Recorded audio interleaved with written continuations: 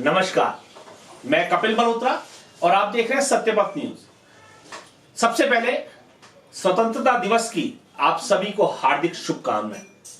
तो आप समझ गए होंगे, आजादी के दिन आए हैं तो आजादी की बात करेंगे।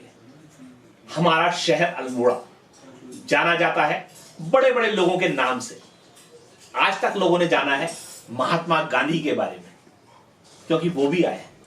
लेकिन आज हम आपके बीच आए हैं, बात करने लगे हैं अल्मोड़ा शहर की। इस शहर के लोगों की क्या योगदान रहा है, तो इसी में हम आज आपको मिलाने वाले हैं वसुधा पंत जी से।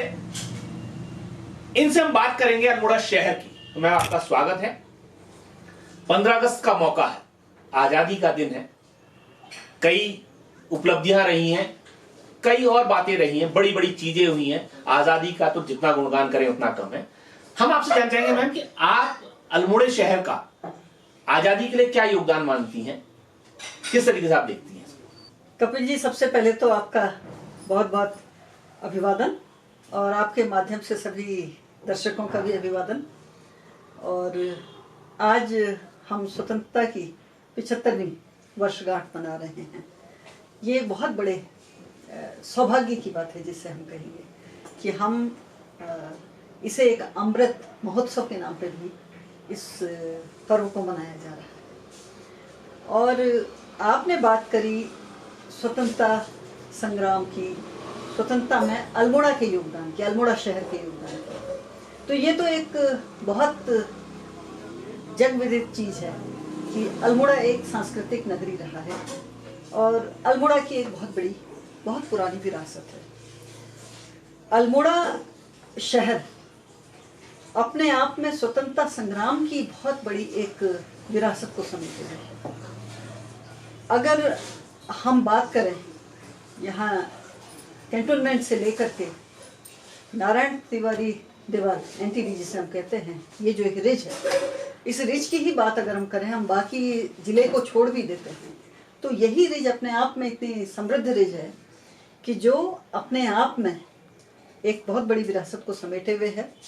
और कुछ नहीं तो 3-4 दर्जन कम से कम जाने पहचाने नाम स्वतंत्रता संग्राम के इसी रिज से निकल करके आ जाएंगे, जिन्होंने की बहुत बड़ा योगदान अपना दिया है। और ये जो रिज है, इसके अंदर बद्रीदत्त पांडे जी, हरगोविंद पंत जी, चिरंजी लाल शाह जी और बहुत सारे ऐसे नाम हैं कि एक पूरी एक लंबी लिस्ट है जो जिनका की बहुत बड़ा योगदान स्वतंत्रता संग्राम में रहा हुआ है। और ये शहर अपने आप में स्वतंत्रता संग्राम की इतनी बड़ी विरासत को संजोए हुए है कि कहीं ना कहीं ये हम लोगों का फर्ज बनता है, हमारी नई पीढ़ी का भी ये फर्ज बनता है कि हम इस विरासत को समझें, इस विरासत को जानें। इस शहर में जो लोग ऐसे रहे हैं उनके बारे में हम जानें। ये बहुत बड़ी एक हमारी कमी रह गई है कि हम लोग उस जड़ से हट चुके हैं। और जिनके भी मैंने ये नाम लिए, ये उस विरासत के बहुत बड़े स्तंभ हैं, तो हमें उनके बारे में जानना चाहिए, ये मैं कहूँगी। हमेशा बात होती है कि आंदोलन में ये हुआ वो हुआ। आज हम केवल बात करने आए हैं अपने शहर की। तो इसी शहर में एक ऐसा नाम है जिसको सुन करके लोग उनके नाम के गुणगान करते थे।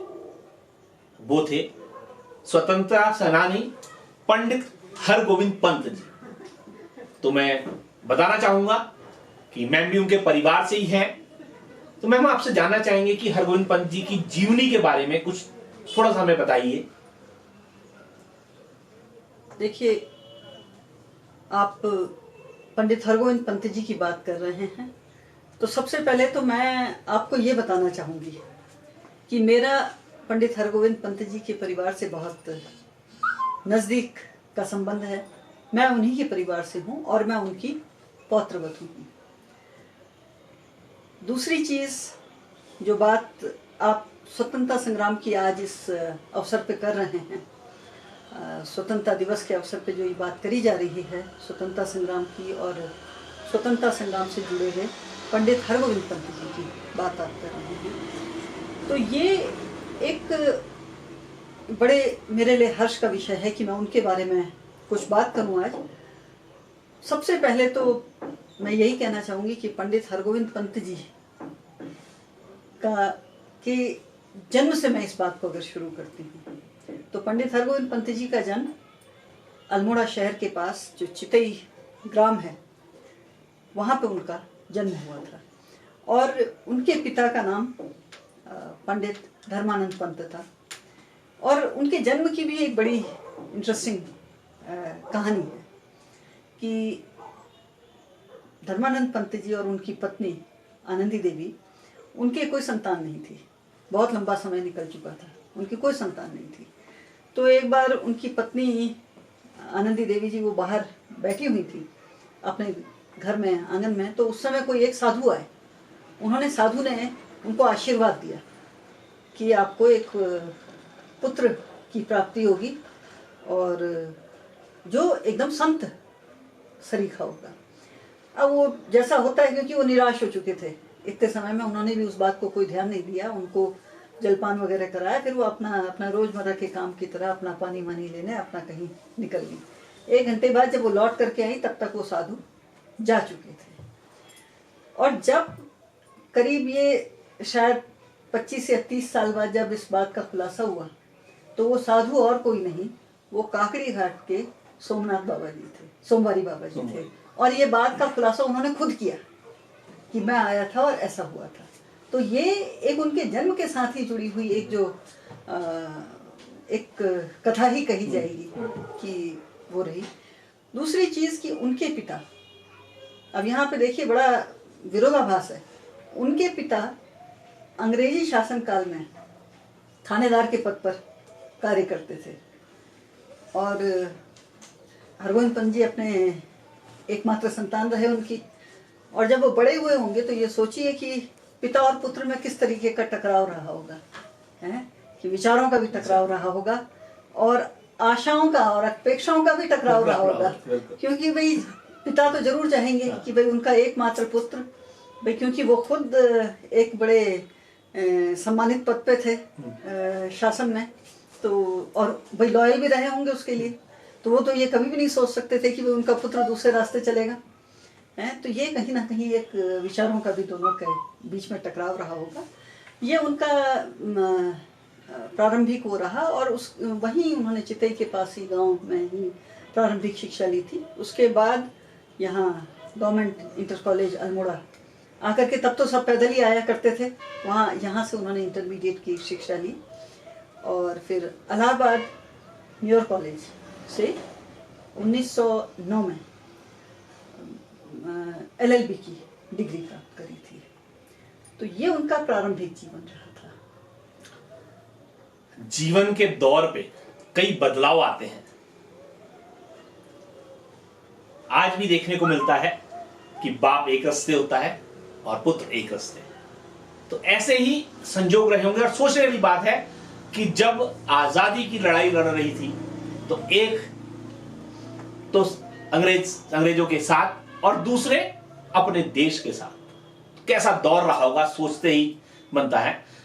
मैम इसमें हम एक चीज और जानना चाहेंगे आपसे कि कुली बेगार आंदोलन उसका शताब्दी वर्ष है जी। थोड़ा हम जानना चाहेंगे क्या है और क्या हुआ था, थोड़ा इसमें हमें बताएंगे। देखिए, कुली बेगार आंदोलन की आप बात कह रहे हैं, ये उसका शताब्दी वर्ष है। सन 1921 उत्तरायणी के दिन ये आंदोलन की पूर्ण परिणति जिसको कहूँगी उस दिन हुई थी। वो कुली बेगार अपने आप में एक अर्थ को दर्शाता है कि मतलब उस समय में देखा जाए, अब चाहे मैं इतिहास के छात्र हूँ या ना हूँ, कोई और भी होंगे जो इतिहास के छात्र ना हो, कि जिन्होंने कोई बहुत बड़ा इसके बारे में शोध नहीं किया हो, लेकिन फिर भी क्या होता है कि हम अपने पुस्तकों के माध्यम से, अपने पत्रों के माध्यम से, अखबार के माध्यम से इतना तो हम समझते ही हैं कि आज़ादी से पूर्व जो स्थिति थी उसमें आम जनमानस के पास ऐसा कोई अधिकार नहीं थे मूल अधिकारों की जो हम बात करें तो कोई मूल अधिकार नाम की चीज़ थी ही नहीं, और ना ऐसे कोई साधन थे कि हम अपने मूल अधिकारों की बात कर सकें, उनकी मांग कर सकें। उन्हीं सब चीज़ों के साथ साथ एक जो सबसे बुरी प्रथा थी वो थी कुली बेगार की। कुली बेगार जिसमें शासकों द्वारा आपसे या आम जनमानस से काम तो लिया जाता था मगर उसका कोई पारिश्रमिक नहीं दिया जाता था। और पहाड़ के अंदर में इसकी विभीषिका बहुत थी। इसकी जड़ हालांकि बहुत पहले इतिहास में ही चली जाती है, वो चंद राजाओं के समय भी जाती है, वो फिर गोरखा समय में उसकी तो बहुत भीषण रूप ले लिया था, अंग्रेजी शासन काल में आकर के और ज़्यादा हो गया, और अंग्रेजी शासन में आकर के इसके खिलाफ असंतोष इसलिए ज़्यादा बढ़ गया क्योंकि समाज का, मुझे जो लगता है कि समाज के हर वर्ग के लोग इसकी चपेट में आए।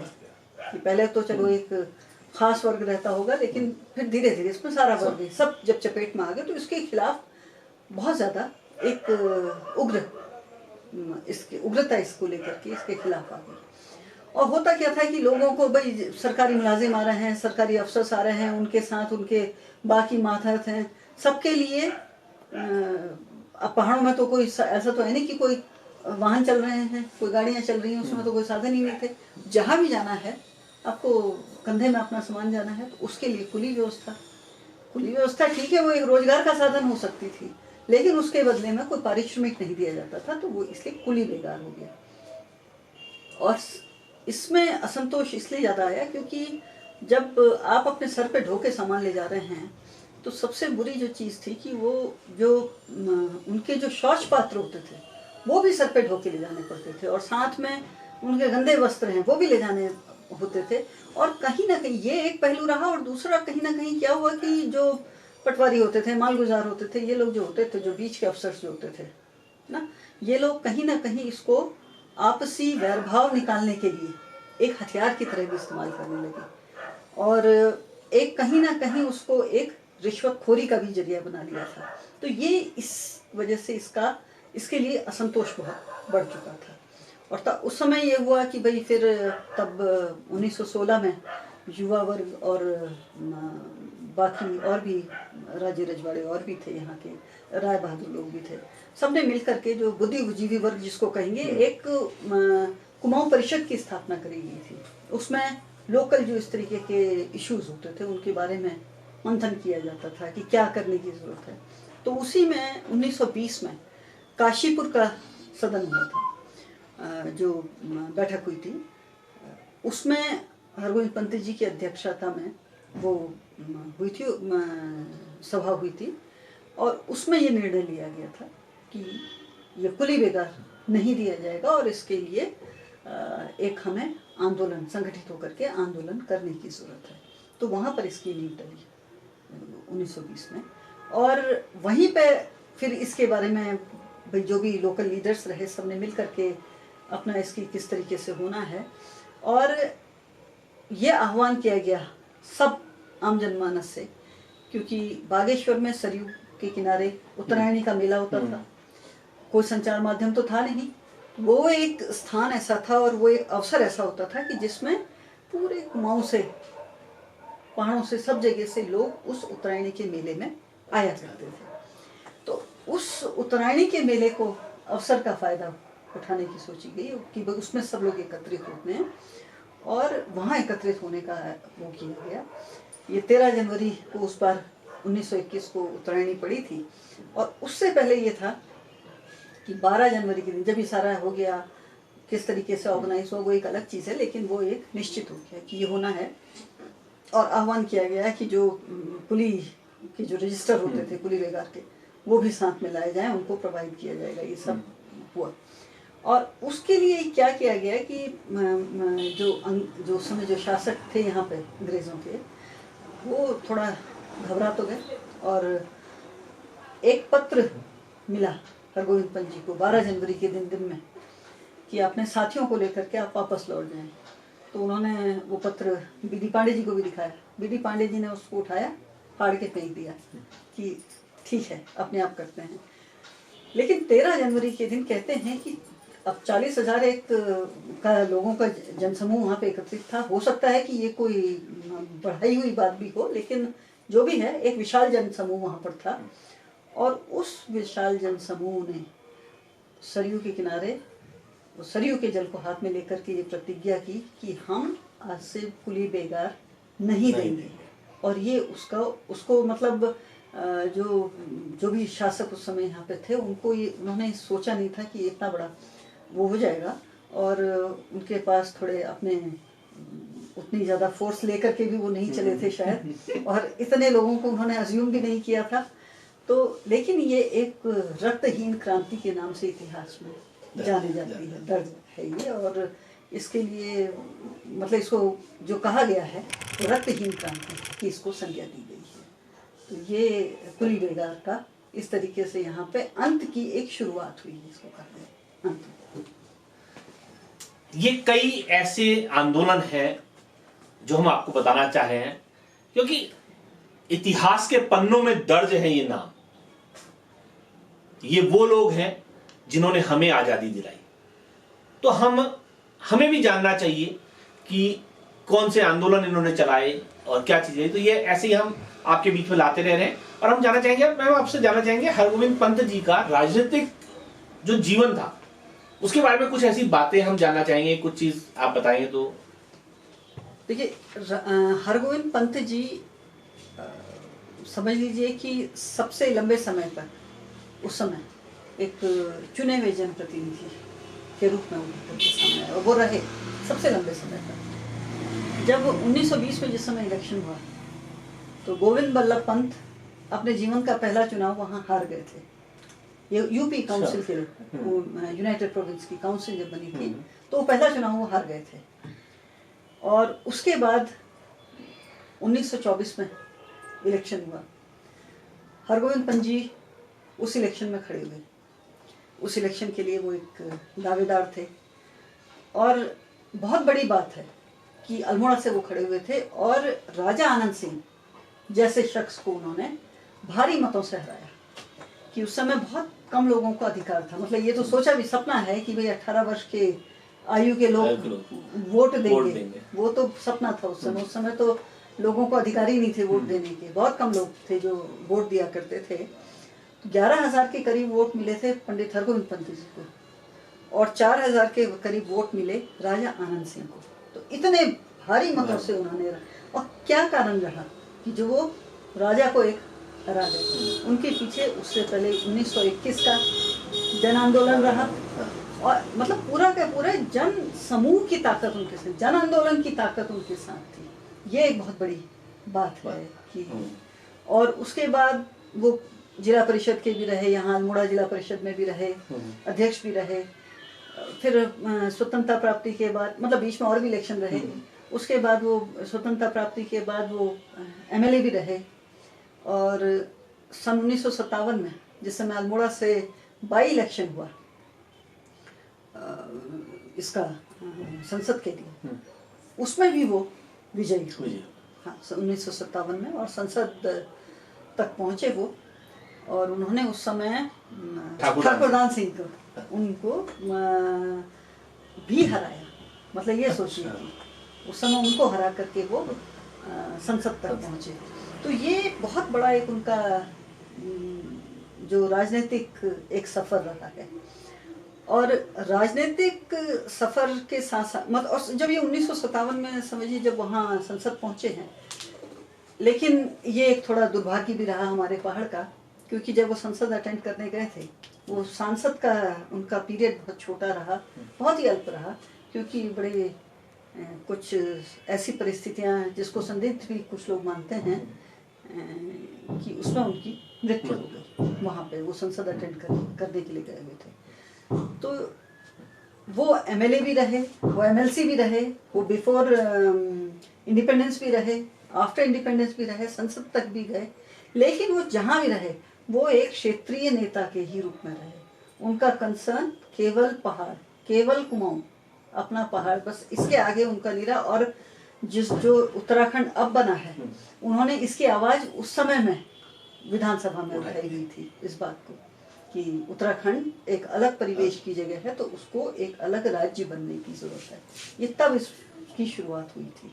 तो ये उनका राजनीतिक पहलू तो एक अलग है, लेकिन कुछ ऐसी बातें हैं जो हमने सुनी है। सामाजिक क्षेत्र में भी उनका कई योगदान रहा है। तो आइए जानते हैं मैम से कि मैम, पंडित जी का राजनीतिक सफर तो आपने बताया कि किस तरीके से चला और कैसे उनके जीवन में उतार चढ़ाव भी आए हैं और कैसे वो कहाँ पैदा हुए, कहाँ क्या। अब हम जानना चाहेंगे ना थोड़ा सा उनसे कि सामाजिक जीवन में उनका क्या योगदान रहा और क्या रहा उनका। देखिए, वो समय तो ऐसा था, कोई भी राजनीतिक उस समय रहा हो, वो सामाजिक सरोकारों से ही राजनीतिक बना। क्योंकि जब तक उसके सामाजिक सरोकार नहीं है, वो कैसे राजनीतिक बनेगा। वो आज का समय नहीं है कि जिसमें सामाजिक सरोकारों का कोई लेना देना नहीं रह जाता है। लेकिन वो समय था कि पहले तो आप समाज के लिए जब कुछ कर रहे हैं, और इसमें मैं सबसे पहले, अगर मैं उनके एक सामाजिक सरोकार में जाने से पहले जो उनकी चलिए सामाजिक सरोकार की ही बात अगर अच्छा मैं पहले करूं, तो उस समय में एक यहाँ नायक प्रथा चलती थी पहाड़ के अंदर। वो एक बड़ा, जिसको कहेंगे कि बड़ा बदनुमा दाग नायक प्रथा यहाँ की थी। वो एक तरीके की वैश्यवृत्ति थी। लेकिन उस वैश्यवृत्ति को क्या किया गया था कि समाज के एक छोटे हिस्से में कर दिया गया था। तो वो एक बड़ा घृणित, जिसको कहा जाएगा कि यहाँ का एक पहलू था, जिसमें मुझे याद है कि मैं कॉलेज में भी जब पढ़ती थी, पंतनगर में भी पढ़ती थी जब मैं, तो उस समय भी होता था कि कई लोग जो शायद उस समय के इतिहास को जानते होंगे, और बड़ी मुझे शर्मिंदगी होती थी क्योंकि मुझे इस प्रथा के बारे में कुछ नहीं पता था। लेकिन वो कहते थे ना, पहाड़ में, तुम पहाड़ के हो, पहाड़ में तो लड़कियों को बेचा जाता है। तो वो मुझे समझ में नहीं आता था कि लोग पहाड़ के लिए ऐसी बातें कैसे कह सकते हैं। वो बहुत बाद में समझ में आया, जब अल्मोड़ा आकर के जब इन चीज़ों को जाना है कि वो नायक प्रथा थी कि भाई जिन लोगों के घरों में उस समय इस तरीके की वो रही होगी, तो नायक प्रथा एक तरीके की एक वैश्यवृत्ति और एक समाज के, और कई लोग उसको जस्टिफाई भी कर देते थे कि भाई वो पूरे समाज में ना होकर के उसको एक समाज के एक तबके में उसको कर दिया गया है। तो उसके उन्मूलन के लिए यहाँ पे बहुत आवाज़ें उठी पहाड़ के अंदर। इसमें आर्य समाज का भी बहुत योगदान रहा। इनफैक्ट मुझे जो लगता है कि हरगोविंद पंत जी का आर्य समाज के साथ में ज़रूर एक अच्छा उनकी तालमेल रहा है, और आर्य समाज की शायद वो बहुत सारी चीज़ों को मानते रहे होंगे, जो मेरा अपना मानना है। तो उसको प्रथा के उन्मूलन के लिए भाई उनके समाज के बीच में जाना, उनके साथ रहना, उनके साथ में रह करके उनको ये समझाना, परिवार के मुखियाओं को, कि भाई ये चीज़ गलत है, आप ये चीज़ नहीं होनी चाहिए, तो उसके लिए तैयार करना। फिर उस भाई वो जो बालिकाएं हैं, जो भी लड़कियां वो हैं उस समय की, उनके लिए अच्छे घरों की तलाश करना, ये बहुत बड़ा अपने आप में एक काम था। और इसमें मतलब पूरे यहाँ पे काफ़ी उस पर काम हुआ। उसमें बदेदत्त पांडे जी या बहुत सारे लोगों ने उसमें मिलकर, क्योंकि कोई काम अकेले नहीं होता है, काम तो मिलकर के ही होते हैं। वो ठीक है कि मैं इस समय हरगोविंद पंत जी की बात कर रही हूँ, लेकिन ऐसा नहीं है कि ये केवल उनका अकेले का वो है। इसमें काम सारे लोगों के सब मिल करके ही होते हैं। तो ये इस पे बहुत काम किया गया। इसमें असेंबली में इसके बारे में बहुत चर्चा रही, इसमें सेंटर तक इसमें बात उठी।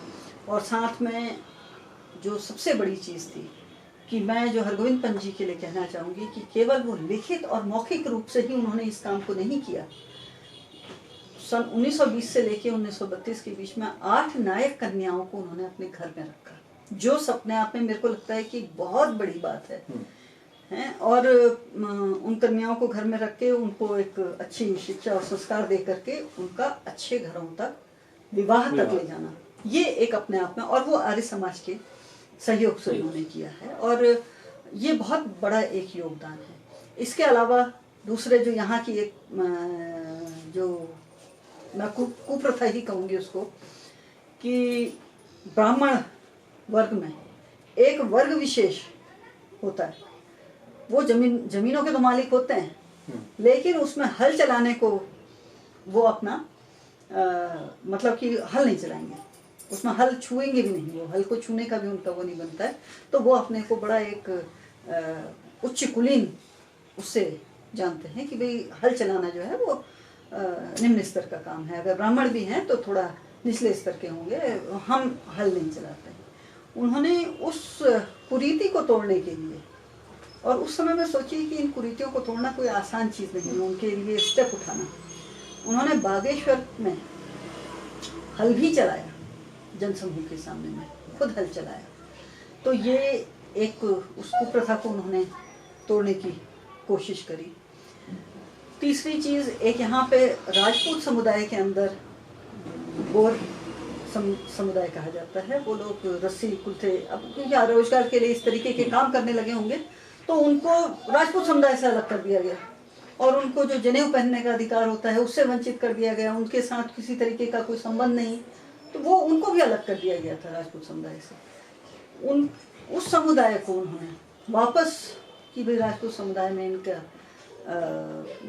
मिलन होना चाहिए, उसके लिए उन्होंने पनुआ नौला में एक विशाल जनसमूह के सामने में उन लोगों को जनेऊ पहनाने का काम किया।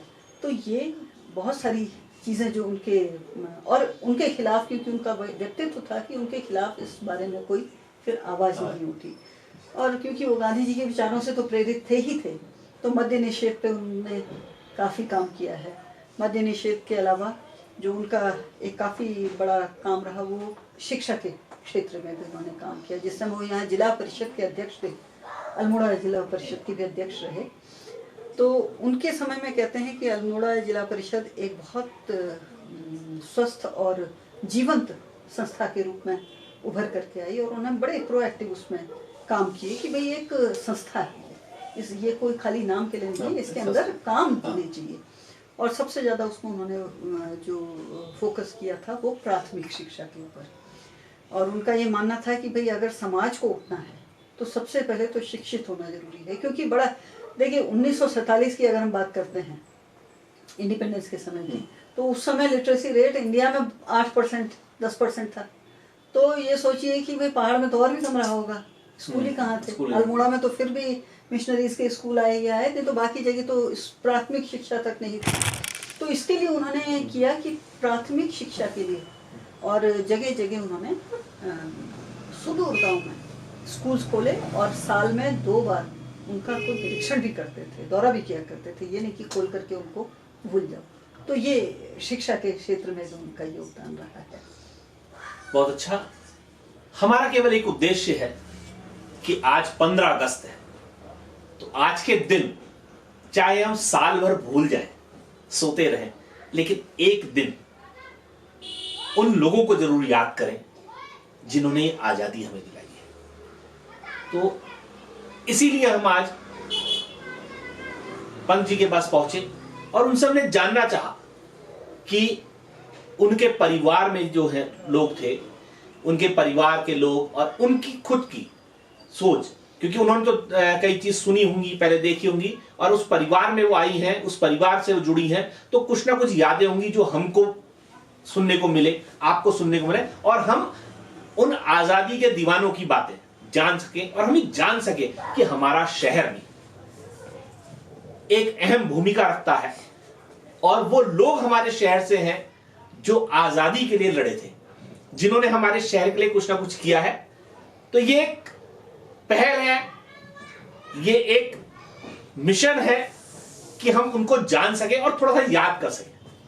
तो मैं बहुत अच्छा लगा आपसे जान करके, और पंत जी के बारे में जो कुछ आपने बताया है उसको सुन करके हमें और भी कई चीजें जानने को मिली और कई प्रेरणा मिली है कि किस तरीके से उन्होंने महिलाओं को आगे लाए, शिक्षा को आगे लाए।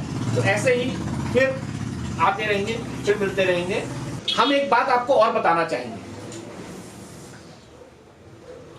ऐतिहासिक जेल अल्मोड़े का, जिसका नाम बार बार सुनने में आता है, पंडित जवाहरलाल नेहरू के, नेहरू जी का वहां बड़ा योगदान रहा। तो हम आपको बताएं, हरगोविंद पंत जी भी उनके साथ वहां रहे हैं, उनकी यादें आज भी वहां मौजूद है। तो ऐसे व्यक्तित्व के साथ के बारे में हमने जाना आज, और कई चीजें और सुनी हैं। तो मैम हम आपका धन्यवाद करना चाहेंगे कि आपने हमें उनके बारे में ज्ञान दिया। धन्यवाद। धन्यवाद।